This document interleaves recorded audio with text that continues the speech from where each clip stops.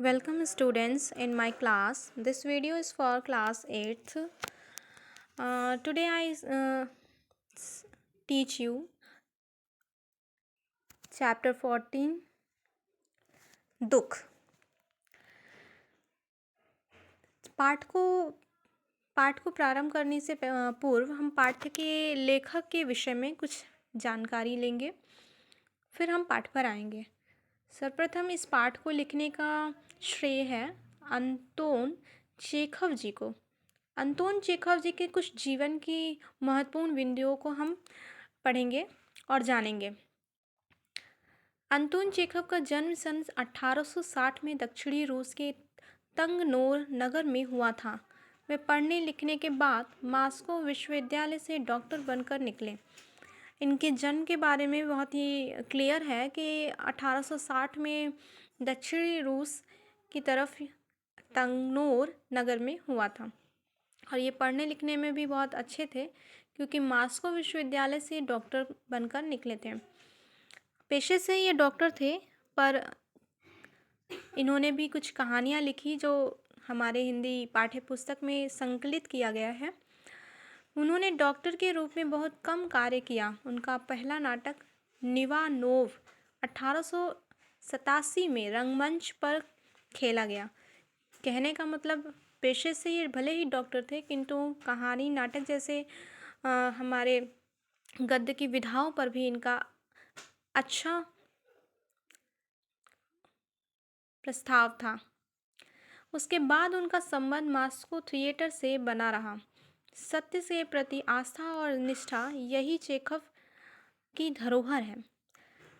नाटक रंगमंच पर जब इनका पहला नाटक निवानोव को रंगमंच पर प्रस्तुत किया गया, तो इसके बाद इनका रंगमंच के उस थिएटर से, कहने का मतलब मॉस्को के जो थिएटर से जहाँ इनका पहला नाटक रचा गया, बहुत ही अच्छी इनकी संबंध हो गई थी। सत्य के प्रति इनके अंदर आस्था थी और निष्ठा भी थी।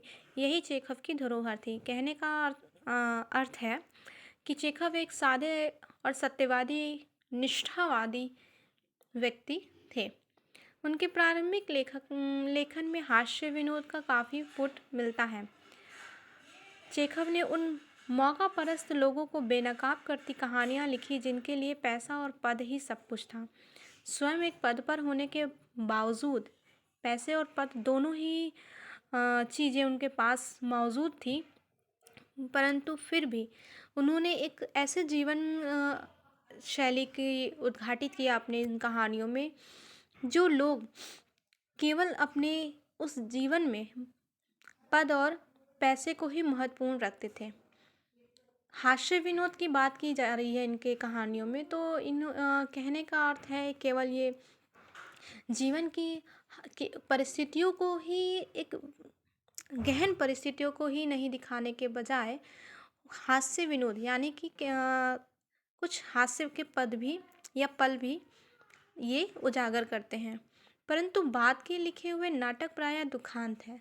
शुरुआत इन्होंने हास्य विनोद जैसी नाटकों से की, लेखन से की, और अंत में ये आते आते दुखांत की तरफ बढ़ते गए। उनके नाटकों और कहानियों में विशेष अंतर यह है कि नाटकों में जहाँ उन्होंने बहुत से व्यक्तियों का चरित्र चित्रण किया है, वहाँ कहानियों में एक एक व्यक्ति का चित्रण किया है। कहानी और नाटक दोनों ही विधा हमारे हिंदी गद्य साहित्य की अपनी अपनी अलग अलग सीमाएं रखती हैं।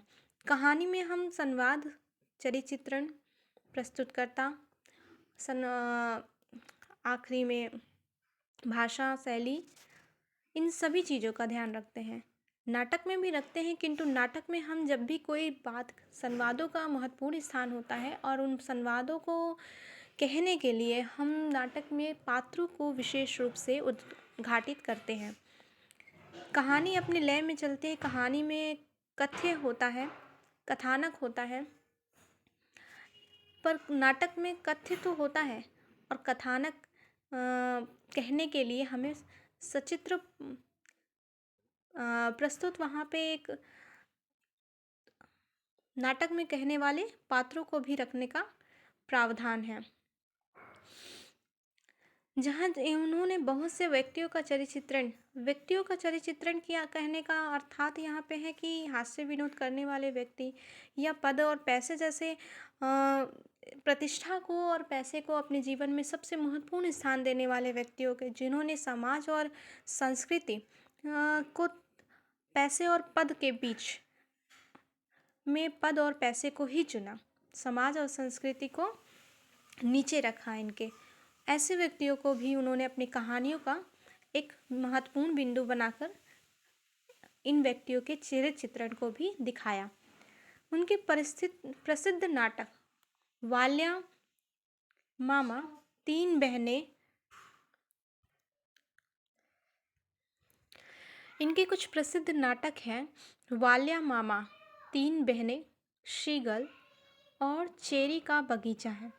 चेखव की प्रमुख कहानियां हैं गिरगिट, क्लर्क की मौत, वानका, तितली, एक कलाकार की कहानी, घोंघा, इयोनिस, रोमांस, दुल्हन। इनके कुछ नाटक, जिसमें आपको मैंने कुछ नाटक के नाम और कुछ कहानियों के नाम दोनों ही बताए। जीवन में ज़रूरी नहीं है कि एक लेखक केवल एक लेखक हो। लेखक भी हम तब बनते हैं जब अपने जीवन की कुछ ऐसी परिस्थितियाँ सामने से उद्घाटित हो और उन्हें कलम के नीचे उतारने का आपका शब्द और कलम दोनों साथ दें, तो हम उसको भी करने में कभी भी पीछे नहीं हटते हैं। अंतोक चेखव जी की कहानी से एक बात तो सिद्ध है कि वो जीवन में पढ़ लिख करके एक ऐसे डॉक्टर बने जिन्होंने अपने उस काम को भी बहुत ही अच्छे से निभाया और उसके साथ साथ नाटक और कहानी जैसे हिंदी विधा को भी महत्वपूर्ण स्थान अपने जीवन शैली में दिया। इनसे सीख लेते हुए भी हम लोगों को भी अपने जीवन में ऐसी ही कुछ पद और प्रतिष्ठा के साथ साथ अपने विचार विन्यास को भी एक कहानी या हिंदी गद्य की किसी भी विधा का रूप देना चाहिए। स्टूडेंट्स, हम अब अपने स्टोरी पर आएंगे।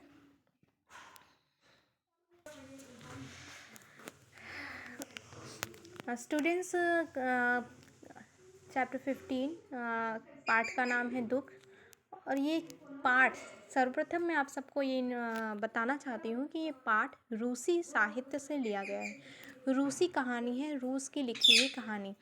दुख शीर्षक कहानी प्रसिद्ध रूसी कथाकार अंतोन चेखव द्वारा रचित है। मैंने आपको जिसके बारे में अभी पाठ इस वीडियो के स्टार्टिंग में ही बताया। दुख बहुचर्चित एवं बहुप्रशंसित कहानी है। दुख एक गरीब कोचवान लोना की कहानी। कोचवान हम किसे कहते हैं? कोचवान शब्द हम घोड़े को पालने वालों को वह दूसरों से बात करके अपने दुख को हल्का करना चाहता है, लेकिन किसी को उसकी बात सुनने की फुर्सत नहीं है। अंततः लोना अपना दुख अपनी घोड़ी के साथ बांटने की विवश हो जाता है। यही उसके जीवन का विडंबना है। कहने का इस पाठ के जो सर्वप्रथम कुछ लाइनें लिखी हुई है, इसमें सबसे पहले तो ये बात है कि रूसी लेखक भी हैं जो कथाकार अंतोन चेखव जी, इन्होंने दुख कहानी का लिखा है। और ये कहानी उनकी बहुत ही ज़्यादा बहुचर्चित एवं प्रशंसित भी रही है। इन्होंने इस कहानी का पात्र चुना है, घोड़े को पालने वाले को कहते हैं कोचवान। तो कोचवान लोना नाम का एक व्यक्ति था और उसकी दुखद भरी कहानी को अपने इस पाठ का विषय बनाया है, जिसके इकलौते जवान बेटे की मृत्यु हो जाती है। और ये बात बहुत बड़ी है, किसी के जीवन का आधार उनका बेटा जिसकी मृत्यु हो जाती है। ये दुख अथाह दुख है। इस दुख को सहन करने की शक्ति सभी व्यक्तियों में समान रूप से नहीं होती है। तो यहाँ पे वो अपने इस दुख से निकलने के लिए किसी एक ऐसे व्यक्ति की तलाश कर रहा है जो उसके इस दुख भरी कहानी को सुन करके उसे कोई सांत्वना जैसे शब्दों का दे सके। अंततः लोना अपना दुख, जब उन्हें लोना को इस कहानी के दौरान कोई ऐसा व्यक्ति नहीं मिलता है जिससे वो अपने दुख का कहानी को बांट सके, दुख को बांट सके, तो वो आखिरी में अपनी घोड़ी के साथ अपने दुख को बांटने के लिए विवश हुई। कहने का तात्पर्य है कि एक जानवर या आप जीव जीव कह लीजिए, जानवर ना कह के मैं जीव शब्द का इस्तेमाल करूँगी, क्योंकि वो भी एक जीव है, सुन सकते हैं, आपके साथ चल सकते हैं, हर वो महसूस कर सकते हैं आपकी हर बात को, दुख को, खुशी को। केवल उनके पास और हमारे उनके और हमारे बीच वाणी शब्दों के संचार जैसे डिफरेंस है, इतनी छोटी सी डिफरेंस है हम लोगों के बीच। सिर्फ केवल वो अपनी व्यथा को वाणी या शब्दों के दौरान किसी के सामने प्रस्तुत नहीं कर सकते, और हम मानव जीव जो अपनी वाणी द्वारा, अपने शब्दों द्वारा अपनी व्यथा, अपनी पीड़ा को दूसरों तक संचारित कर सकते हैं। आइए हम कहानी का प्रारंभ करते हैं। शाम का धुंधलका था, अभी अभी सड़क पर बत्तियां जली थी और गीली बर्फ के फाहे उन पर छितरा रहे थे। छतों पर, घोड़ों की पीठ पर, लोगों के कंधों और टोपियों पर बर्फ की परतें जम गई थी। कोचवान लोना प्रोता पो कि प्रेत की भांति सफ़ेद हो गया था। वह तांगे पर इस प्रकार दोहरा होकर बैठा था कि बर्फ में पूरा दब जाता तो भी न हिलता। उसकी छोटी सी घोड़ी भी बर्फ से ढक गई थी और वह उसी तरह बेजान था। जिसने अभी अभी अपने जवान बेटे को खोया, उसकी हालत का अंदाज़ा हम लगा सकते हैं, तो लगा सकते हैं। इस कहानी का प्रारंभ ही उस वातावरण के कुछ दृश्यों को अपने शब्दों द्वारा जीवित किया है। जैसे कि अभी भी सड़क पर बत्तियां जली और गीली बर्फ़ की फाहें छितरा रही थी। उस समय की स्थिति को बयां किया है कि घोड़े की पीठ पर, कंधों पर, टोपियों पर बर्फ़ की, यानी कि वो किसी ऐसे स्थान पर है जहाँ पे इस समय ठंड, यानी कि शीत का चरम सीमा है, जिसमें बर्फ़ की कुछ फाहें, यानी कि बर्फ़ की फौहारें हो रही है, और उससे वो कोचवान और उसका घोड़ा दोनों ही बर्फ़ की उस फाहे में थोड़ा थोड़ा ढक सा गए हैं। बेजान पड़े हुए हैं शब्द का कहने का अर्थात है जिसने अभी अभी अपना पुत्र खोया है, और उसके अंदर अभी वही व्यथा, वही दुख चल रहा था। काफ़ी देर से ना तो लोना हिला डुला था और ना उसकी घोड़ी। लोना अपने तांगे को लेकर शाम से ही निकल पड़ा था। उसका और घोड़ी का पेट खाली था और अभी तक एक भी सवारी नहीं मिली थी। शहर के नाम पर धुंधलका छाता जा रहा था। सड़क पर शोर बढ़ रहा था। लैंप पोस्टों में पीली चमक आ गई थी। कहने का मतलब है कि रात घनी होती जा रही थी और निकले थे तो अपने घोड़ी लेकर के, घोड़ी लेकर के, और उसे कोई भी अभी तक सवारी भी नहीं मिली थी। तभी जैसे ही वो ये बात यहाँ पे लेखक बताते हैं, और दूसरी लाइन में कहते हैं, तभी लोना ने सुना कोई पुकार रहा था, हे तांगे वाले, वायुवर्ग जाना है। यानी कि एक कहने का मतलब तांगे वाले के पास एक अभी तक पहला ये सवारी आता है जिसे वायुवर्ग जाना रहता है। उसने अपनी बर्फ से ढकी पलकें उठाकर यात्री को देखा। वह कोई अफसर था। उसने मिलिट्री का ओवरकोट पहन रखा था और उसके सिर पर टोप था। इसका कहते हैं इंसान की पहनावा या उसका जो गेटअप होता है, उसी से हम उसकी पहचान करते हैं। विद्यार्थी, आप लोग भी जब स्कूल यानी विद्यालय आते हैं तो आप अपने एक पर्टिकुलर ड्रेस, कहने का मतलब एक नियमित रूप से आपका पहनावा होता है, जिससे हम तुरंत कहते हैं कि ये किसी विद्यालय का विद्यार्थी है। तो पहनावे का असर हमारे कहीं ना कहीं पहचान को भी रिप्रेजेंट करता है या दिखाता है। यहाँ पर मिलिट्री का ड्रेस पहनने से ही उसने समझा कि ये कोई अफसर है। अफसर ने दोहराया, वायुवर्ग सोया है क्या? उसने पूछा कि वायुवर्ग जाना है तो, और लोना से कहता है, क्या सोया है क्या? लोना ने थोड़ी लगाम खींची तो घोड़ी की पीठ और कंधे पर जमी बर्फ छड़ गई। अफसर बैठ गया। लोना ने घोड़ी को हाँका। वह अपनी जगह से उठा और कोड़े को हवा में घुमाया। घोड़ी ने भी अपनी गर्दन उचकाई, बेंत से पतली टांगों को मोड़ा और बेजान सी चल पड़ी। यानी कि अब दोनों ने सोचा कि पहला सवारी मिला है और किसी भी तरह हमें इन्हें जाने नहीं देना है, और तुरंत तैयार होते हैं और चलना शुरू करते हैं। पाजी किधर जा रहा है? तुझे कुछ आता जाता है या नहीं? सड़क के दाईं तरफ चल। दाईं तरफ? तांगा चलाना आता है कि नहीं दाएं चल, अफसर ने कुड़ते हुए कहा। अफसर को लग रहा था कि तांगा वाला सही सलामत नहीं चल पा रहा है। यहाँ पे दो वजह हो सकती है कि तांगा वाला और तांगे को चलाने वाला दोनों की स्थिति नाजुक तो दोनों। पहली स्थिति तो ये थी कि उसने अपने पुत्र खोया, जिसकी वजह से उसका आज दिनचर्या या फिर वो दुखी मन से अपने तांगे को खींच रहा था। और दूसरी स्थिति यह थी कि बर्फ़ से ढक जाने पर उसके हाथ पाँव में भी शिथिलता आ गई थी। लोना ने मुड़कर अफसर को देखा। उसके होंठ हिल रहे थे। वह कुछ कहना चाहता था मगर उसके मुंह से खांसी की खंगलाहट के सिवा कुछ नहीं निकला। ठंड से हर कोई कांपता है और यहाँ पे उस अफसर की भी यही हालत थी। अफसर ने पूछा, क्या बात है? लोना के होंठ मुस्काने को हुए। उसने अपना गला साफ करते हुए कहा, हुजूर, मेरा एक बच्चा था, वह इस हफ्ते मर गया।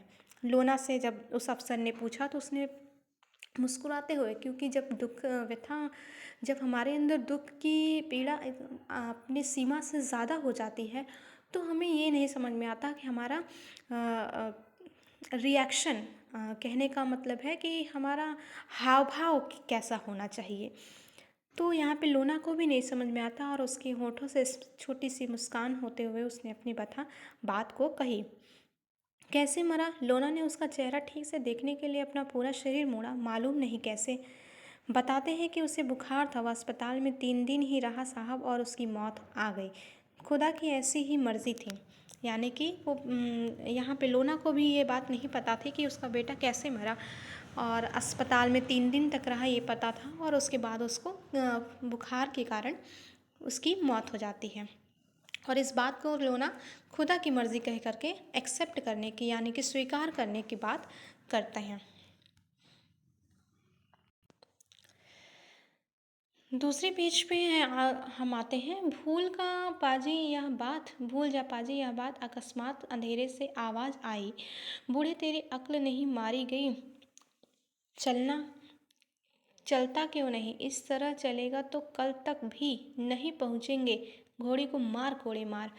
कहने का तात्पर्य यहाँ पे है कि वो सामने जो अफसर बैठा था, जो लोना से अब तक उसके दुखों के बारे में पूछा और बात जैसे ही इस पंक्ति लाइन को सुना कि उसका बेटा मर गया, तो वो तुरंत उस बात को वहीं पे ख़त्म करने के लिए कहता है कि भूल जा पाजी यह बात। और जल्दी ही वो क्या कहता है कि उसको लगता है कि उसकी घोड़ी बहुत स्लो चल रही है, यानी बहुत धीमी गति से चल रही है, तो वो उसको कोड़े मारने के लिए कहता है और वो तुरंत झटपट दूसरा स्वभाव उसका दिखने लगता है।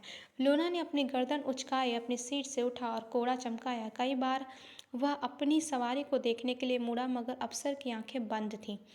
वह कुछ सुनने के मूड में नहीं था। कहने का तात्पर्य यहाँ हुआ कि सबसे पहली बात तो एक विशेष बात यहाँ छूट रही है, वो यह है कि कोड़े मारते वक्त किसी भी सवारी ने, आगे अभी और भी सवारी आपको इस पाठ में मिलेंगे, तो यहाँ पे पहला सवारी अफसर है, तो अफसर घोड़े के प्रति उनकी कोई वो नहीं थी कि घोड़ा भी एक जीव है जिस पे हम कोड़े मरवाने की बात कह रहे हैं। उसको बहुत तेज चल ठंड है, जिस तरह से हमारे स्थिति खराब है, शिथिलता आई हमारे शरीर के सभी अंगों में, उसी तरह उस घोड़े में भी है। तो कहीं ना कहीं एक जीव यानी कि जानवरों के प्रति उनके अंदर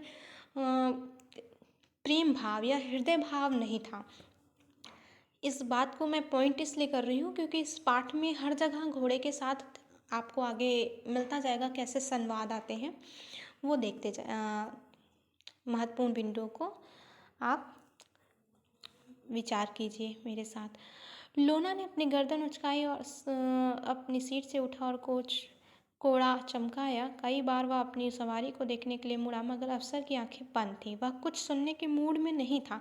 सवारी को उसने वाइबर्ग छोड़ा, फिर पास की दुकान पर जाकर शराब चढ़ा। पहले की तरह निश्चय दोहरा होकर बैठ गया। गीली बर्फ के फाहे उसे और उसकी घोड़ी को सफ़ेद से ढांपते रहे। 1 घंटा और इसी तरह बीत गया। कहने का तात्पर्य है कि जो सवारी से मिला उसे कोपेक था, यानी पैसे, तो वो उस पैसे से शराब पीते हैं। शराब 2 तरीके से पीते। एक तो हम बहुत ज़्यादा ही दुखी हूँ, अपने दुख को भूलने के लिए हम शराब जैसी चीज़ों का सहारा लेते हैं, और दूसरा वहाँ ठंड बहुत ज़्यादा थी तो भी हम शराब जैसी चीज़ों का इस्तेमाल करते हैं। गीली बर्फ़ के फाहे उसे और उसकी घोड़ी को सफ़ेदी से ढाँपते जा रहे थे। बात मैंने पहले ही क्लियर कर दी थी कि किसी बर्फीली स्थान का एक कहानी का ज़िक्र है। फिर 3 युवक आपस में ज़ोर-ज़ोर से झगड़ते हुए आए। उनमें से 2 लंबे और छरहरे थे और एक नाटा था। नाटे ने कड़कती आवाज़ में कहा, पुलिस ब्रिज चलोगे? 20 कोपेक देंगे। यानी कि 3 युवक आए और उसमें से 2 लंबे थे और एक नाटा था और उनके आवाज़ में भी कड़कपन था और पुलिस ब्रिज चलोगे ऐसा कह के और तय कर लिया कि 20 कोपेक देंगे। लोना ने लगाम थाम ली। किराया कम था मगर लोना को उसकी परवाह न थी। सवारी मिले तो क्या 1 रूबल और 5 कोपेक। कहने का अर्थात मतलब यहाँ पे है कि सवारी मिले तो थोड़े कभी कम में और थोड़े कभी ज़्यादा में भी मिल जाए तो कोई बात नहीं, सवारी मिलनी चाहिए। युवक एक दूसरे को धकियाते टांगे पर चढ़े और सीट पर बैठने के लिए झगड़ा करने लगे। अब तीनों युवक के बीच एक युद्ध या द्वंद्व की भावना आ गई कि सबसे पहले कौन और सीट किसको मिलेगी, क्योंकि सीटें 2 ही थी, सवारियां 3 थीं। कौन बैठे कौन खड़ा रहे, काफ़ी सिर खपाई के बाद तय हुआ कि नाटा खड़ा रहे, उससे खड़ा रहने में आसानी होगी, क्योंकि तांगे वाले की छतरी जैसी चीज़ें हैं तो उसके अंदर तो कोई लंबा व्यक्ति खड़ा नहीं हो सकता और यहाँ पे नाटे को खड़े होने की बात होती है, नाटा खड़ा रहता है। नाटा अपनी जगह पर खड़ा था। उसने लोना की गर्दन पर गर्म सांसें छोड़ते हुए कड़कती आवाज़ में कहा, चल बे बुढ़ऊ, तेरी टोपी बड़ी गजब है, क्या तुझे इससे बेकार टोपी कहीं नहीं मिली। कहने का अर्थात यहाँ पे है कि वो नाटा अब कहीं न कहीं लोना के सम्मान पर प्रश्न चिन्ह कर रहा है। लोना के गरीबी का मजाक उड़ा रहा है। लोना के उस समय टांगा वाला समझ करके बेइज्जती जैसे शब्दों का यहाँ पे हम इस्तेमाल कर सकते हैं, कर रहा है, ठीक है। और हंसने लगता है, ही बड़ी अजीब टोपी है साहब। उसकी टोपी को लेकर उसका मजाक बनाते हैं ये लोग। चलो चलो आगे बढ़ो, इसी तरह घसीटते घसीटते चलोगे या ज़रा तेज़ भी चलोगे। वो वापस से उस घोड़े के प्रति जो उनकी बात थी वो उसको बोलते हैं कि ये घोड़ा कैसे चल रहा है, स्लो, धीमी गति से। एक लंबू बोला, मेरा सिर फटा जा रहा है, कल मैंने वोडका के साथ कोकनेक की 4 बोतलें चढ़ा ली। दूसरे लंबू ने गुस्से में कहा, मुझे समझ नहीं आता तू हरदम झूठ क्यों बोलता रहता है। देखिए इसमें संवाद में है कि कल मैंने वोडका के साथ कोकनेक की 4 बोतलें, ये शराब की कुछ ब्रांड्स हैं या कह लीजिए कि वैराइटीज़ हैं जिसको वो लेते हैं। वोदका के साथ कोगनेक की 4 बोतलें, यहाँ 1 बोतली लेना हमारे कहते हैं नशे का वो पारा चढ़ना बहुत ज़्यादा हो जाता है, पर इन्होंने 4-4 बोतलों को ले ली और इस बात को हज़म कहते हैं कि छोटी बात को राई का पहाड़ बनाना, यानी छोटी बात को कितनी लंबी बढ़ा चढ़ा कर हम कह सकें। तो यहाँ पे पहला लंबू यही कर रहा है कि अपनी बातों को बढ़ा चढ़ा के बोल रहा है। दूसरा लंबू इसी बात को गुस्से में कहता है कि मुझे समझ नहीं आता तू हरदम झूठ क्यों बोलता रहता है। वो कहता है कि तू हरदम झूठ क्यों बोलता रहता है, खुदा कसम अगर मैं झूठ बोल रहा हूँ तो मेरे प्राण यहीं निकल जाए। यानी कि खुदा की कसम खाने में भी उन्होंने एक क्षण की देरी नहीं लगाई और हंसने लगे, ही कैसे खुशमिजाज लोग हैं आप, लोना ने दयनीयता से कहा। लोना ने उन सब की हंसी मजाक और उनके बीच की बातों को सुन करके एक शब्द कहा, खुशमिजाज, यानी कि आप हंसते खेलते कितने अच्छे लोग हैं। नाटा तुनक कर बोला, ए खुसट, तू तांगा तेज चलाएगा या नहीं, घोड़ी को कोड़े मार तब इसमें जान आएगी। और वापस से नाटा ने अपशब्दों का प्रयोग करते हुए तांगे वाले का अपमानित करता है और उसके घोड़े को एक जीव ना समझ करके पहिया समझ रहा है और उस पर घोड़े मारने की जिद करता है।